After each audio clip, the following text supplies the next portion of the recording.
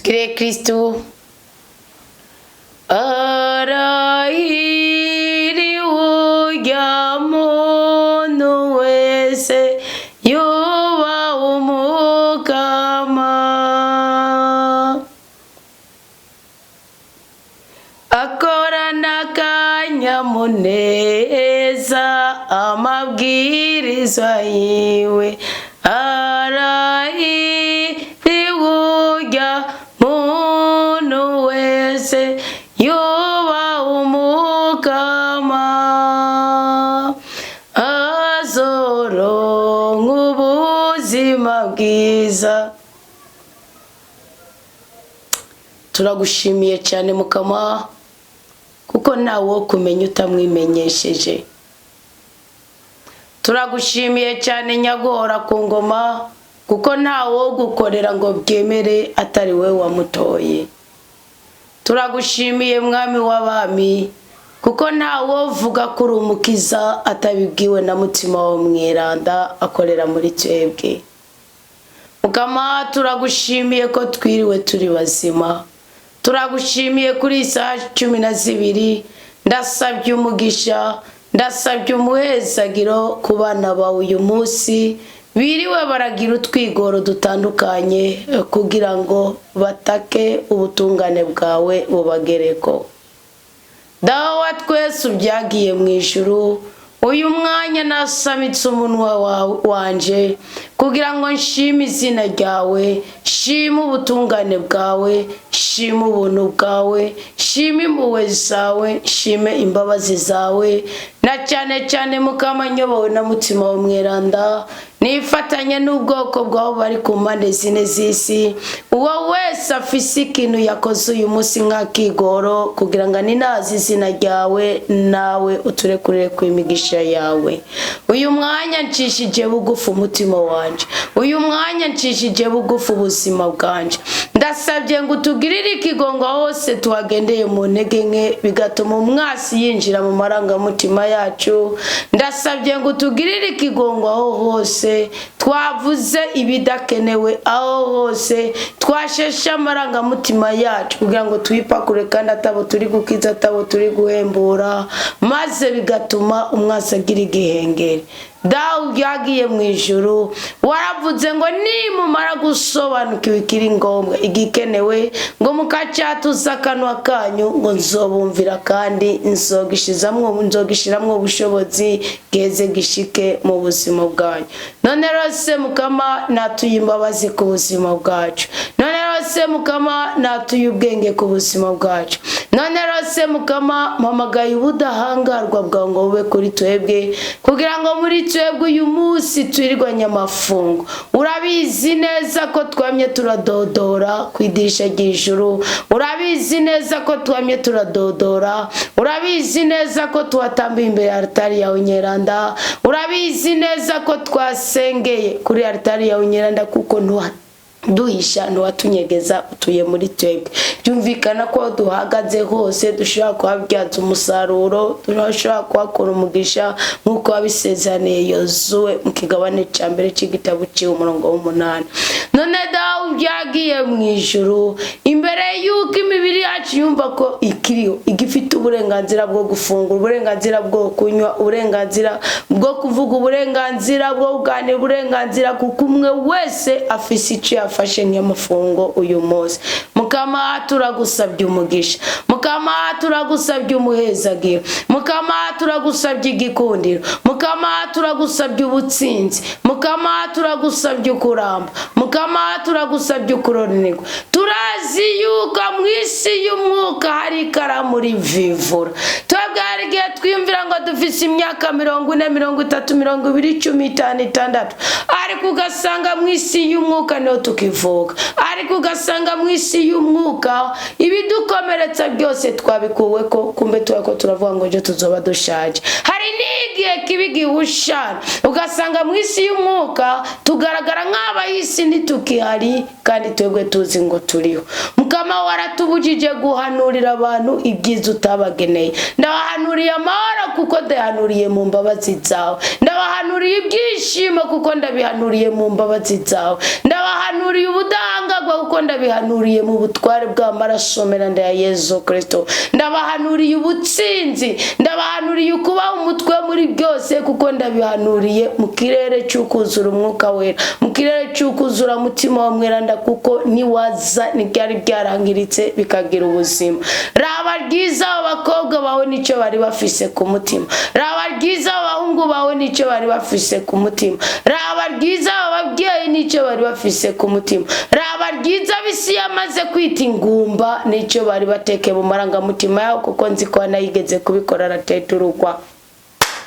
Twabyutse duhagaze muri Isaya 54, twavuze ko tuje ku isoko ry'impundu ntitukamara-mare, twavuze ko tuje ku isoko ry'amahoro ntitukamara-mare, twavuze ko tuje ku isoko ry'ubutungane ntitukamara-mare, twavuze ko tuje ku isoko ry'ubwenge ntitukamara-mare, ntitugateterwe ikirenga zuba cyaje. Twebwe ntitwasenze izuba, ahubwo nuko tuzi ko aya masaha 18 ari igitigiri cy'ubuhanuzi kivuga ngo umwana wanje ntakavogerwe. None rase Mukama turagushimiye, waduhaye ubwenge mu mpande zitandukanye, waduhaye gutahura kugira ngo twitandukanye n'ibyatandagura imitima yacu, waduhaye gutahura kugira ngo twegera ameza yawe meranda dufungure, ngo ku meza meranda niho Yesu Kristo yitangiye. Uyu munsi twakiriye nk'uwakiriye ijambo ry'ubuzima, ariyo nkota y'ubugi bubiri. Mukama niwemere ko dusuzugurika, Mukama niwemere ko dufungura aya mafungo turi mu ntambamye z'ubuzima, niwemere yuko dusozera amafungo turonka amatangaza twemeza yuko ataco tumaze, niwemere ko dusozera aya mafungo turonka itangazo ritubwira ngo ejo ni witabe, ngo ejo ngo hari mandadame nirikirakurondera, ngo ejo hari convocation kirakurondera. Turihira imyenda twabigusabye, turihira amadeni twabigusabye, tubabarire twabigusabye, tubohore twabigusabye, tubohorera abacu twabigusabye, twitandukanije n'umwuka w'ubusuma kuko n'ubugwayi bwo mu mutwe, twitandukanije n'umwuka w'ububeshi kuko n'ubugwayi bwo mu mutwe, twitandukanije n'umwuka wo kuraguza, twitandukanije n'umwuka w'ishari kuko bw'imikabarozi, twitandukanije n'umwuka w'upfumupfumu n'abakonikoni, twitandukanije n'amajambo mabi twatuwe ko nabo twaye amarangamutima yacu, twitandukanije n'inyatsi zikomoka kubinjiye mu butunzi bwacu bakatwiba. Uwiteka nyaguhora ku ngoma, niwe Yehova Shama, niwe waba mu mutima w'imbabare, niwe waba mu mutima w'indushi, ngugenda udakoze ikintu na kimwe gituma uwo mutima ugira koyokwe, ngugenda udakoze ikintu na kimwe gituma uwo mutima ugira gahengwe. Dawa twese ubyagiye mu ijuru, nube Shama muri twebwe, nube Shama mu bagwaye. Yesu Kristo yigeze kubikora atagishije inama Petero, niyo mpamvu nariko ndagusaba kwatura, ahubwo ndiko ndagusaba ko mutima wa mweranda yojana n'ijambo ndiko ndavuga agakora ibikomeye. Yesu Kristo yabwiye abigisha ngo tugende. Petero nigeze yikangura ko agiye mu nzu kwa Inabukwe, ngo maze basanga Inabukwe ari ku mfiro, basanga Inabukwe ari mu gihe cyo gusezera iy'isi, ngo Kristo aramuramutsa mugaranzura ku ikiganza cyiwe gihura n'icya Kristo, ngo babona ngo aravundurutse arikanguye, ngo agiye kubarondera ngo bazimane. Ewe dawe, ubu n'ubuhanuzi buraba twasengeye, ubu n'ubuhanuzi buraba igihugu cyacu, ubu n'ubuhanuzi buraba abagome, ubu n'ubuhanuzi buraba abatinganye, ubu n'ubuhanuzi buraba abasambanyi, ubu n'ubuhanuzi buraba ababeshi, ubu n'ubuhanuzi buraba abiyorobetsi. Ngizina rya Yesu Kristo nibave kuri icyo gisegure cy'ibyago ubwo bikwega ibyago. Ngizina rya Yesu Kristo nibave kuri icyo gisegure cy'akabaregwe kandi batazi gutunganya n'imirimo Imana yabashinze mu ngo zabo. Ngizina rya Yesu Kristo nibave kuri icyo gisegure cy'amarigara kandi bari gutegerezwa gutunganira mu kuri kw'ijambo ryawe. Yewe dawe niwe Yehova Nisi, uri insinzi yacu, twahagaze i Refidumu turaraba tugira ubwoba, turavuga ngo intambara si yacu, ariko Yozuwe yayitsinze kubera Musa yaramanitse amaboko, natwe turacyamanitse amaboko. Aroni na Huri baracyari abantu bazima, turacyafashe, niturekura dukuye kwiyi kanseri, niturekura dukuye kwa ya maentestatud, niturekura dukuye kwiki gisuzuguro, niturekura utadukuye kwa makonvokasyo, niturekura utadukuye kubu bugumba, niturekura utadukuye kwiki cangiro, niturekura utadukuye kubu bukene, niturekura utadukuye kwinzara, niturekura utadukuye kuyu mubabaro, niturekura utadukuye kwiki gisuzuguro cyukwitwa ngo turi ingumba, ngo twasaziye iwacu, ngo turabashomeri, ngo twatakarije umwanya ubusa wo kwiga. Niturekura Uwiteka nyaguhora ku ngoma, aho kurekura turemera tuduga na Isake wacu, aho kurekura turemera tuduge ku musozi wa Mori, utugirira igitangaza. Ibi tukoresha nitubizi, imfizi ukoresha nituzizi, kuko Kristo araganje muri twebwe. Ariko tubwire ngo ngiki cyo gucungura ubutunzi bwanyu, ariko tubwire ngo ngiki cyo gucungura abahungu n'abakobwa banyu, ariko tubwire ngo ngiki cyo gucungura ubuzima bwanyu. Urakoze nyaguhora ku ngoma, urakoze mwami w'abami, uri Imana ikiza ibihute byo mu mutima, uri Imana ikiza inunu yo mu mutima, uri Imana ikiza agahinda, uri Imana ibohora ibiboshye, uri Imana iruhurira indushyi, uri Imana ifite amatwi yo kumva icyo twavuze wacyumvise, kandi tugushimiye kugiye kugishira mu ngiro. Abana bawe imitwaro banditse, abana bawe imitwaro bahereje, abana bawe ibyo batuye mu kanwa kabo, abana bawe ibyo banditse muri telefone zabaganisha muri uyu muvukano wa restaurant Komera Kristo ni muzima.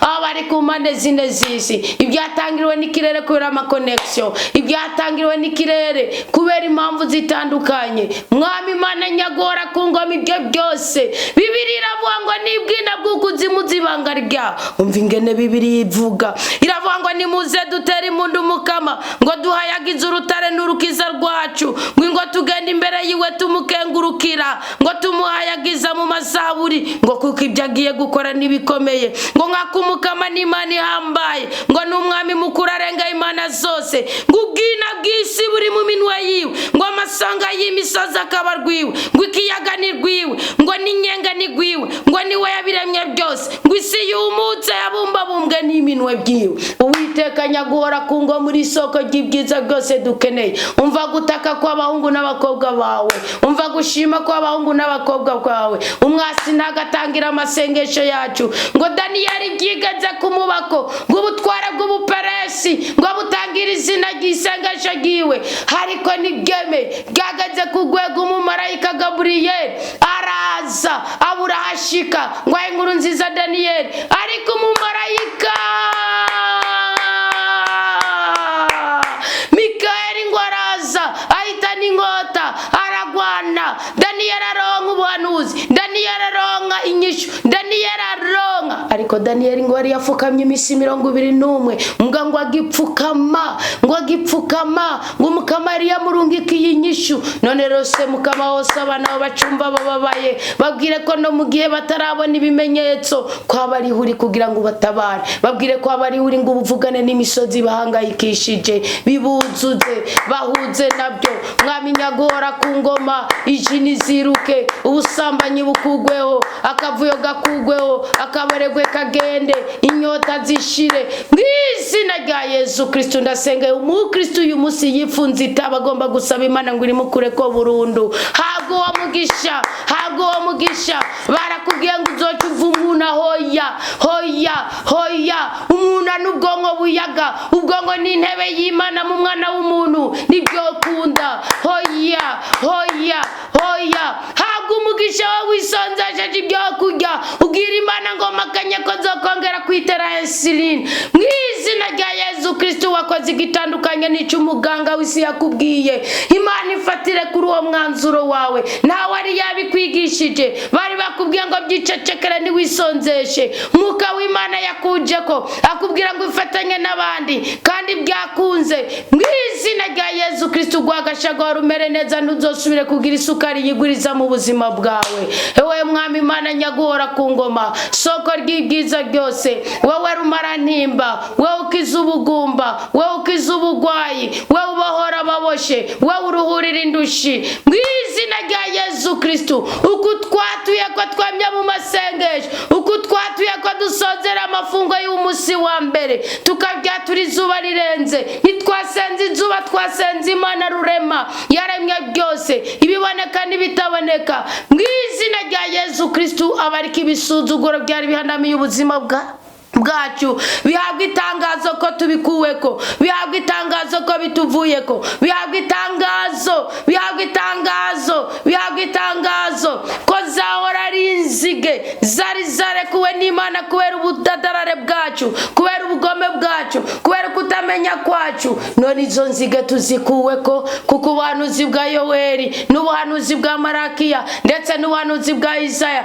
buravuga ko ibyacu byari byariwe n'inzige tuzobigarukanirwa. Uwiteka nyaguhora ku ngoma, soko ry'ibyiza byose, urakaninazo mu buzima bwacu, kuko uyu mwanya ugiye guhembura ubuzima bwacu, uyu mwanya ugiye guhembura amagara yacu, uyu mwanya ugiye guhembura imitima yacu, uyu mwanya ugiye kudutandukanya n'ubugome bw'isi bwose. Ndagushimiye ko ibirenge byahora biza kuragurira mu ngi wacu bitazogaruka. Ndagushimiye ko akanwa kahora gatongera kadutuka kadutyoza kagiye kuzibigwa. Ndagushimiye ko tugiye kurindwa nk'imboneye ijisho ryawe.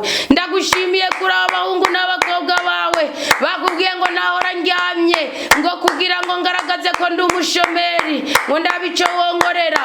None uyu munsi bahagurutse, nibahaye agahengo ibigohegohe byabo, nibigeze basinzira, nibigeze bazibira amatwi, biriwe bumviriza amazama atandukanye, biriwe muri YouTube baraba ijambo ry'Imana, biriwe bumviriza inyigisho.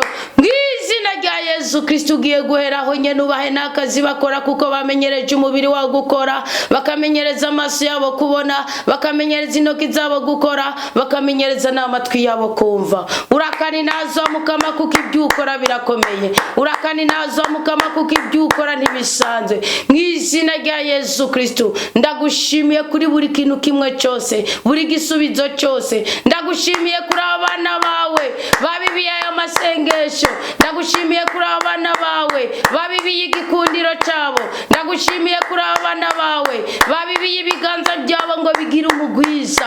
Warabyivugiye, Bibiliya irabivuga. Waravuze kuri ndi jambo ryose rivuye mu kanwa k'umusabyi wawe, ukuboko gutanga kuzokwama hejuru y'Ugusaba. Ndagushimiye kuri uyu mwana wawe yabibye ngo nimugende musuze mu mpimba, nimusanga hari ukeneye gukugwa kubera ideni ry'amafaranga, ndamukurayo kugira ngo nanjye nsaba Imana imekwererwa mu byongora, kuko ahonkora abakozi babo bose bama basozera bafunzwe. Urakoze mukama, urakoze mukama, urakoze mukama, urakoze ku neza yawe washize mu buzima bwacu kuri uyu munsi. Urakoze ku neza yawe washize mu buzima bwacu kuri uyu munsi. Urakoze kuri mutima wa mweranda utugabiye. Urakoze kudutandukanije n'ibyaha kuko byaduteza ibyago n'amakuba. Urakoze kuko ugiye kurandura ibyo byose byari biduteye ubwoba. Urakoze, urakoze, urakoze, urakoze nyaguhora ku ngoma, kuko ku isoko ry'ukuvoma impundu niho tukiri. Twavuze ko atamuntu ashobora gutera impundu atabona icyiza cyabonetse. Natwe tugiye kuzibyina, tugiye kuzitera, tugiye no kuzitabiriranira. Nyaguhora ku ngoma mwami Imana, mu izina rya Yesu Kristo niho turi gusengera. Turasozereye amafungo y'ubu munsi, turasozereye amafungo y'ubu munsi. Tugiye kwitegurira umunsi ugira kabiri. Uyu mwana wawe twinjiranye muri aya mafungo, uwo mwana wawe yatumiye abandi bazokwinjiraje. Mwami Imana nyaguhora ku ngoma, nk'uko umusabyi wa Salomo yavuze ngo nibasenga n'umutima wizera, ngo bagasenga berekeje imitima yawe yaba hari ingoro yawe, ngo uzobumvire. Ngo mu gihe cy'inzara ubakiza amakuba y'ikigoyi, ngo mu gihe cy'intambara ubakiza amakuba y'ugusesegwa amaraso yawe y'ugukenyuka, ngo mu gihe cy'icyoherezo nguzobarinde guhunga ikibanza wabahereyemwo amasezerano. Icyo nicyo Dawudi yatuye ariko arajyabuka igitarugwa Chakeyira. Waramuteturuye nicyo gituma Shimeya atigeze yeregwa, kuko yamutukiye. Uwo mwana wawe uyu munsi yahuye n'ibisuzuguro, kandi yari yaragusabye ngo umukure kw'ibisuzuguro. Agahura n'abamutuka, agahura n'abamutoteza, agahura n'abamutyoza. Bamakambwira ngo uragapfuta abaye umugore, ngo ingene gisa, ngo ingene kimeze. Mwirure ku mutima nyaguhora ku ngoma, niwe uzi impamvu wabiretse, kuko Dawudi ntiyigeze asuzugurika nk'uko mwatuye ko. Waramugarukanye ku kirimba, umungu wa Salomo niwe waciriye urubanza. None natwe ibyo byose bihanganye natwe turabiguhereje. Yesu Kristo umukunzi mwiza, mwami w'abami, mukiza w'abagwaye, wewe rumara nimba, niwe uzi kwakira ukagira inzu zacu ukazikura mu bwoko bwose bw'inyamaswa. Twabanye n'imbeba abantu ntitwabimenye, twabanye n'ibisigo byo mu mwonga ntitwabimenye, twabanye n'inda ziturya zitwishije ko ntitwabimenye, twabanye n'imbaraga zazinye n'ibihere biturya bitwinyegeje ko bikadusiga ku muntu uko bikanabusiga no mu gitanda ntitwabimenye. Ibyo byose mu isi bitagaragara twasanze ari abantu b'indyarya twagendanye ntitwabimenye. Mu izina ryawe Yesu Kristo umukunzi mwiza, turiyambuye imikorere yose, turiyambuye imvugo zose z'abangushi, duhagurukanye igikundiro, duhagurukanye ubudahangagwa. Uyu mwana wawe asozera amafungo agira acte prophétique yuko gakoga imikoshi, yuko gakoga imivumo, yuko gakoga imibabaro, yuko gakoga agahinda, yuko gakoga ubukene, yuko gakoga icankiro, akabyikurako, akabyiyoza, akabyikurako nk'uwo guhoma bukurako. Isabuni yabaye mutima w'Imana dusengera, isabuni yabaye mutima w'Imana twigisha, isabuni yabaye mutima w'Imana twambariza, isabuni yabaye mutima w'Imana duhanura. Mu izina rya Yesu Kristo Yesu yuko yanagura amazi akatuvako n'ubucafu bwasigaye bukagenda. Ekada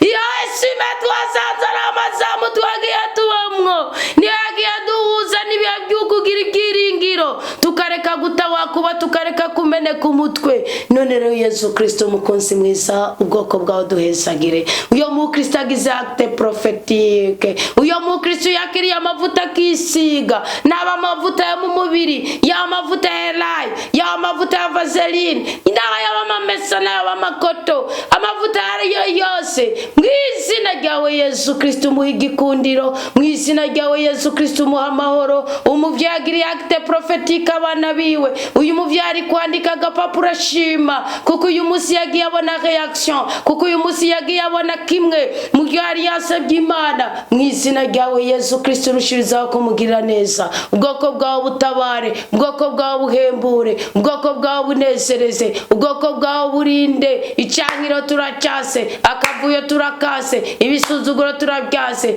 turabyiyambuye.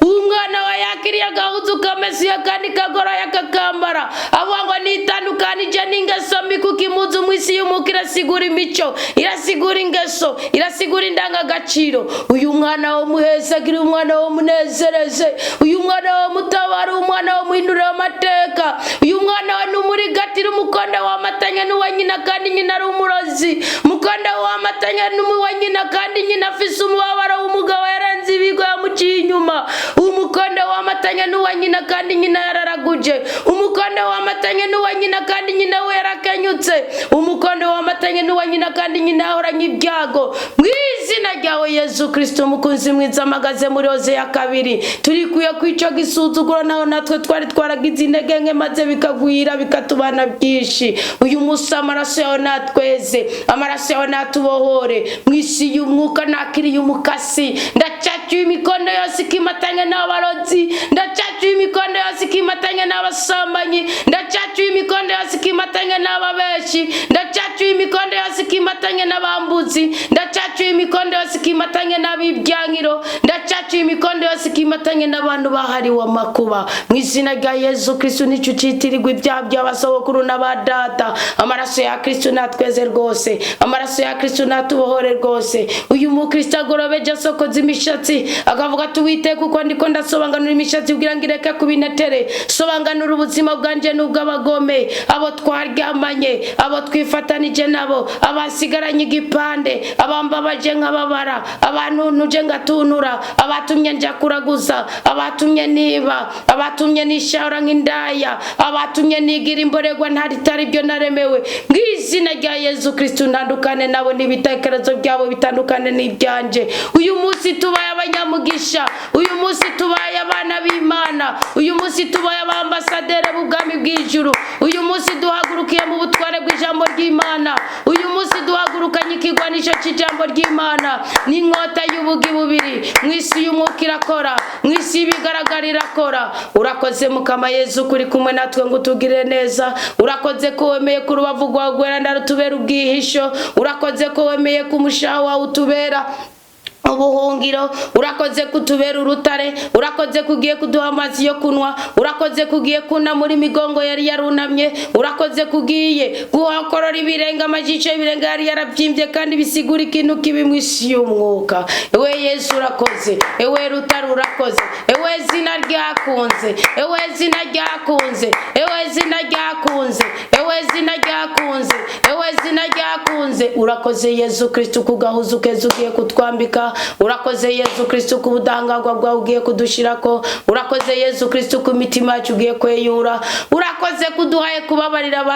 abatubabaje, urakoze kuduhaye kubabarira abaturenganije, urakoze kuduhaye kubabarira abadusuzuguye, urakoze nyagora ku ngoma, urakoze mwami w'abami. Ikirengeye ngaho twimikemwe umutima wa mweranda, twimikemwe umutima w'ukuri, twimikemwe umutima w'amahoro, twimikemwe umutima w'ibyiza n'ibyishimo, twimikemwe umutima w'ubudahangarwa, twimikemwe umutima wo kuvuga neza, twimikemwe umutima w'ubwenge n'ubwitonzi, twimikemwe umutima wo kubabarira, twimikemwe umutima wo guca bugufi, twimikemwe umutima wo kurondera Imana, kandi ntituzokwigere dutezura no mu gihe tuzotezura na gato yitwimatanije nawe. Turagusabye ntuzokwigera uturekura duhereye kuri uyu munsi w'163 muri mwaka wa 2025. Iwacu hayagwa amahoro, iwacu hayagwa ubwenge, iwacu hayagwa igikundiro, iwacu hayagwa ibitanga.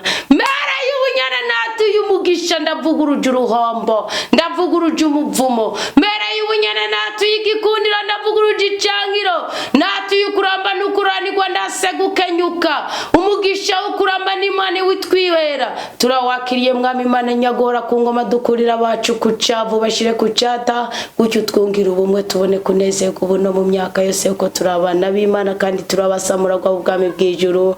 Amen, amen, aleluya. Hobe bakundwa b'umukama, ndabashimiye mwebwe mwese twirirwanye mu ijambo ry'umukama, ndabashimiye mwese mwafashe akanya kugufunga, bagize amafungo y'igice cy'umunsi, abisonzesheje kuvuga amajambo menshi, abifusonzesheje ubwibone, abisonzesheje kugenda gusa kwambara ubusa kwa murabikora mukishigikira ngo muri mu ijambo ry'Imana, ngo Imana ira umutima. Ariko Paulo yaravuze ko turi inzandiko abantu bose basoma turamakete.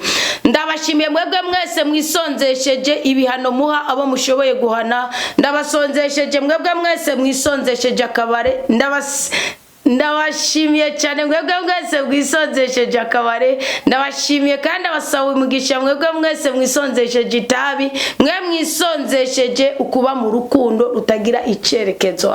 Bwa bujambo hani sinakorose love you zamubwira Imana ko muyikundi zobahuza n'abantu babakunzi bafite akamaro. Bya bintu ngo mbega weko wacecetse mbego umubarinziki reka Imana imutungera utagamo umusumwa zoza akagukwa akagutera iteka, ugasigara mubaza uti ko watebye tuba dufise umwana yiga wari he, none muri kwifyentekereza. Ndagushimiye wewe wamwisonzesheje no musi kugira ngo nawe kugwe ku mutima kurondere, kandi anasanguriye ukiperega namwe mwari isuzugurishije. None twebwe twese nagiye nisonzesheje ndayobwira Imana iduha umugisha, Imana iduha umunezero. Twebwe twese mwebwe mwese mwicaye ku karago, mugashira amavi ku karago, mugashira umutima hamwe, mukagira umwanzuro mufashe muti dutangwa iminsi 21. Imana itubwira impamvu turi mu bunyage, itubwire n'igihe tuzobuviramo, itubwire igituma amafagitire ntitujya fagitire muga turabaza Imana bifise inyungu iyi. Turi guteza imbere igihugu cyacu, turi guteza imbere imibiri yacu, turi guteza imbere ubwonko bwacu, bifite inyungu iyi. Ni byiza ko tugaruka ku mashekeri, bifite inyungu iyi. Nimusubire kuza mwibeshera mu masengesho, ganira n'Imana, dufise Imana y'ukuri. Nimba muri ko muteza imbere gihe no mirabibabwiye, kameze mwihangana ari byo bitari ukwihanganirwa. Nuko rero mbasabiye umugisha w'Imana, ndabizi neza yuko bwamaza ngo jewe ngo narasoma message yanje ngo ntaragira ibintu mu bihe isi y'umwuka gusumba isi y'ibigaragara. Twahora tubona ingendanye zijya gutanga amashikona sinabaye ingendanye, bakandika udupapuro bakavuga ngo umwotsi ajya umwotsi uduga, kandi bakavugira mu isengero ngo gera mu ijuru ngo girane. None nimba ujya mwotsi warageze mu ijuru, ibyo twatuye n'akanwa kacu nako ko turi karatari. Mwemera ko ibyo mwasabye Imana byose yabibahaye, mwemera ko Imana ari Imana yigihe, itarabigwa ntizokureka ngo upfe, ntizokureka ngo utetegwe, gumaho nyene, gumirizaho nyene. Itarabiguha izorinda ijambo ryayo, ona isi n'ijuru byoterana. bakobwa beza nimwiyunge n'Imana gusumba kwiyunga n'ababasambanije bakabata. Basore b'intwari nimwiyunge n'Imana gusumba kwiyunga nabo bahibyo kurya cyangwa ibyo kunywa. Mwiyunge n'Imana gusumba wabahakazi kuko nikabaha Imana itashize ko akoroka nzokuba kwimfa gusa. Mani bahumugisha abagwayi ni mukire none ni muhagurukirega nk'uwo cyo mwarahezagiwe rero Uwiteka dutera iteka kandi dutetura amakuba y'ubwoko bwose abanyu batarataha abanyu bataragaruka mu ngo amadeni atarishugwa ibisuzugo bitarahava urubyaro rutararonka weteka turi kwiriba ry'impundu turi kwisako ry'impundu Imana irivuga na sinza 55 umurongo wa 6 avuga ngo iki ngo ntutinye ngo kuko ngo kubera ngo umubabaro wa nteye nari naragutaye ndaguha umugongo gatoye ngo ngiye kukugarukira ngo Mani bahumugisha.